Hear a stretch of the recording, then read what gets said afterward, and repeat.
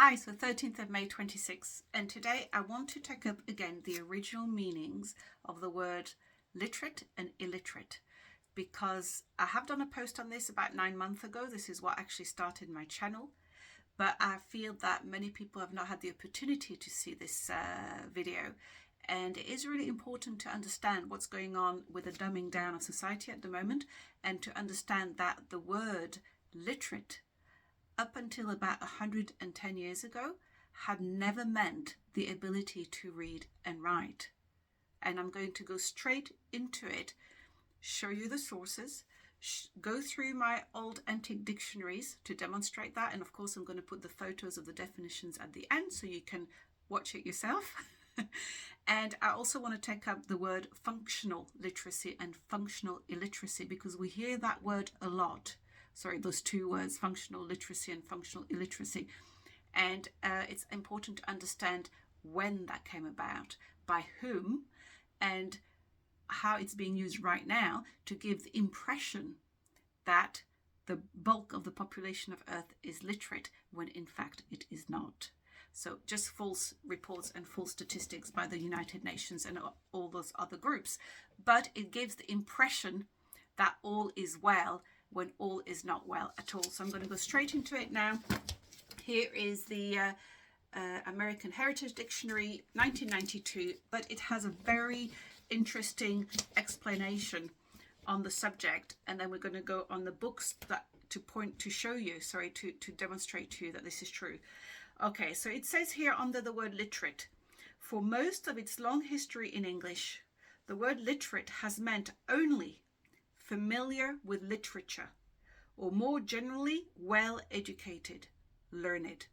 That is what the word literate actually meant. The word literacy never entered the English language until the end of the 1800s. It didn't exist, and I'm going to show you that as well. Now, it is only during the last 100 years that it has also come to refer to the basic ability to read and write. Its antonym, so its opposite definitions, its antonym illiterate has an equally broad range of meaning. An illiterate person may be incapable of reading a shopping list, or perhaps may only be unable to grasp an allusion to Shakespeare or Keats. The term functional illiterate is often used to describe a person who can read or write to some degree, but below a minimum level required to function in even a limited social situation or job setting. All right, let's just show you exactly the truth on this. This is my Samuel Johnson dictionary. This is a replica of the 1753 dictionary, and very simple here. Literate, what does it mean? Learned. Simple, isn't it? And then we have to look at what learned means, by the way, at that time. And learned simply meant versed in science and literature. So versed here means skilled. So skilled in science and literature. And that's what literate meant. Very, very simple. And we have no word literacy. You will not find it. It's not here. But we have the word illiterate, which means unlearned, unlettered, untaught, unlearned. And illiteracy, want of learning. Want here meaning a lack of learning, needing learning. So illiteracy, illiterate does exist. Right, now we jump onto the next one, and this is a beautiful copy of the 1851 Webster's dictionary. I love it. Oh, it's leather bound. It's such a nice copy. And we go straight, same thing with literate, and I will, as I said, put copies of these at the end of the video. Literate, learned, lettered, instructed in learning and science, right? Now just keep that in mind. Imagine if everybody was literate right now, we would all be very well educated and skilled in literature and science. Is this what we see around us? No. Okay, and we have illiterate, same thing. It's there. Illiterate, unlettered, ignorant of letters or books, untaught, unlearned, uninstructed in science. And illiteracy is also there, the state of being untaught or unlearned, want of knowledge, right? 1851. Now we jump to 1895 with our English UK Lloyd's Encyclopedic Dictionary. And what do we find here? Same, literate, Versed or instructed in letters. Oh, by the way, this is from the Latin litera, which means a letter. I should have said that before, isn't it? That's the etymology of literate. Anyway, versed or instructed in letters or literature. Learned, accomplished, lettered. Okay? And it also meant a literate was a person engaged in literary pursuits, or one who has received an education in a college or university but who has not graduated. So that was also the definition at the time. Again, we look at here and we see there is no literacy. It does not exist. It is not in a dictionary at this point in time. And we go back to illiterate, and we have unlettered, unlearned, ignorant of letters, uninstructed, same thing, and illiteracy, the quality or state of being illiterate or uneducated, right? An instance of ignorance. 1895. Now we jump to 1920. We have a Webster's New International Dictionary, again a beautiful dictionary, and we look at literate. Where's here? And we see literate, same thing, instructed in letters, educated, but new definition. So instructed in letters, educated, specifically able to read and write. No, that's not, new definition appears. And then we discover that the word literacy has appeared. State of being literate. So state of being instructed in letters, specifically able to read and write. And we go to illiteracy and illiterate, and we find that illiterate is there, ignorant of letters or books, unlettered, uneducated, and that's illiterate. And hang on, let me turn that around. Interestingly enough, it does not have unable to read and write, which is quite interesting. It's funny, huh? Oh, here, just at the end, unable to read. So right at the end, specifically unable to read, but it's still ignorant of letters or books, unlettered, uninstructed, uneducated, and this little bit there pops up. But illiteracy is still there, quality or state of being illiterate, want of learning. And then we have it here, inability to read and write. But these definitions did not exist before then, as I've showed you. So now, where does functional illiteracy come from? It's a really interesting research, and you can just check all that out yourself. Back in the 50s, there was a chap called William S. Gray, who was supposedly an expert on reading and writing. Interestingly enough, this guy was also very much connected with Edward Thorndike, and Thorndike was an educational psychologist connected with Dewey and other people who literally destroyed American education. And it goes back to Cattell, James Cattell, and so on and so forth. And I've made some posts on this, but there's many more posts to do. And he wrote a book called The Teaching of Reading and Writing, which is here, for UNESCO, which is the United Nations Educational, Scientific and Cultural Organization. Now, it's about 300 odd pages. I downloaded it as a PDF. You can download it on the UNESCO website. I only printed a couple of pages to show you. This is a title page with a bit of my notes. And on page 21, if you download it, you will see it. He gives the concept of functional literacy. And that man's definition of functional literate is people who are functionally literate are able to engage effectively in all those activities in which literacy is normally assumed in their culture or group. And this is a very, very key point. And as you read through, he obviously discusses, I don't know why sub-Saharan countries in Africa are always picked on.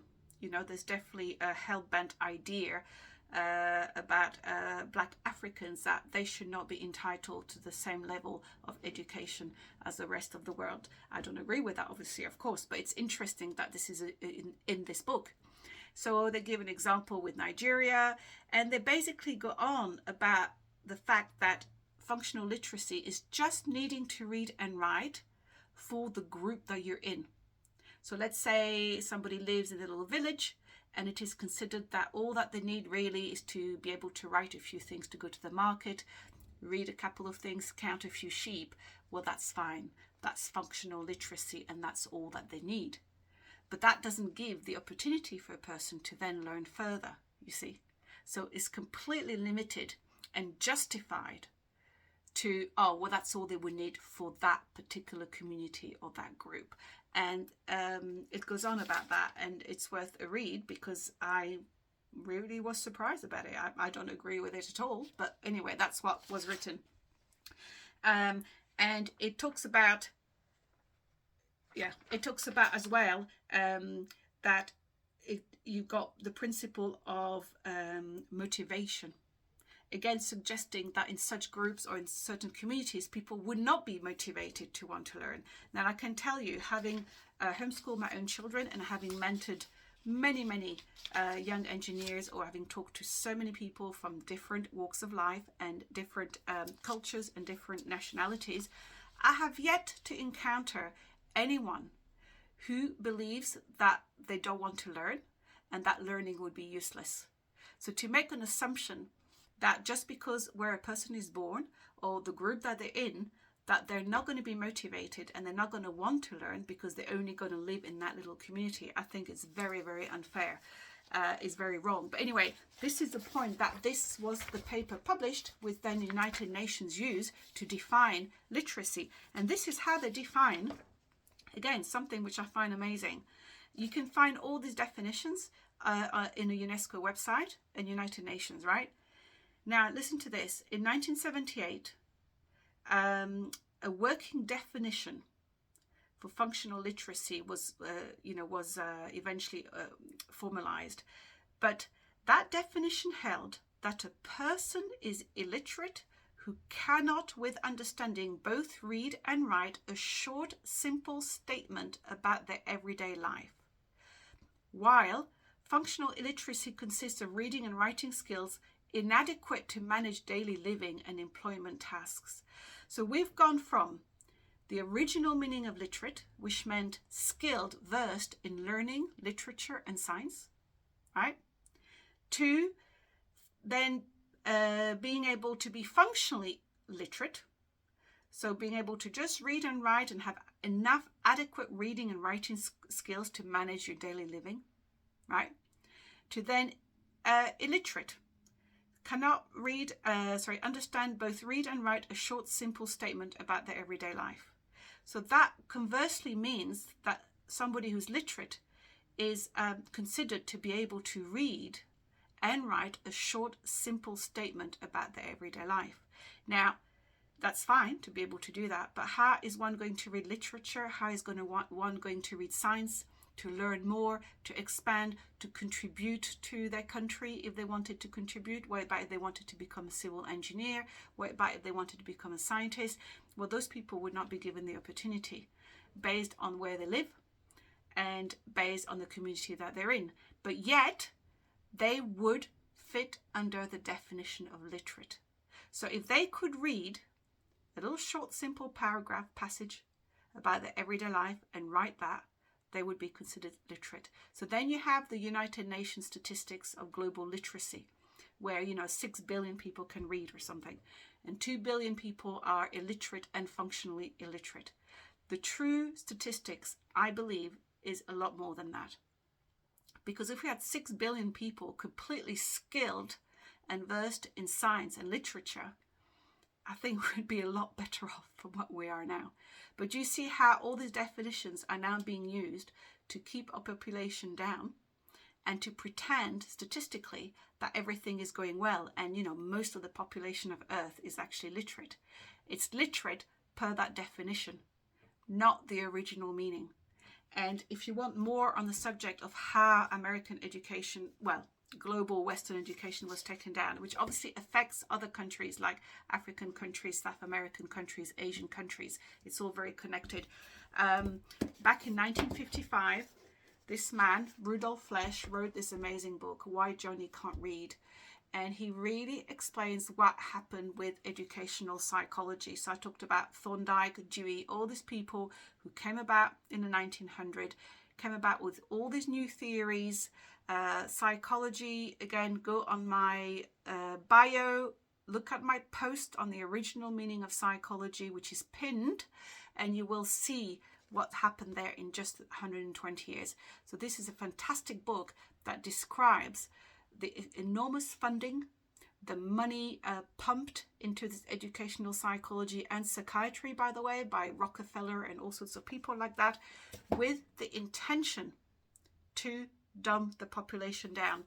And unfortunately they succeeded, but we can revert that. And obviously we have the wonderful books of John Taylor Gatto, that famous American author who really also brought up the subject of education and what's happening. So these are books that I recommend. But be aware of the definitions.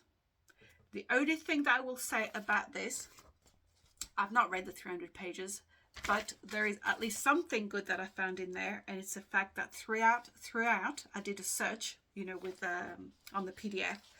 Throughout, the author kept recommending that people must use a dictionary, because the only way to increase your vocabulary and to learn is to use a dictionary. And this has been completely omitted from the classrooms, but I will make a separate post on that again. So thanks for listening.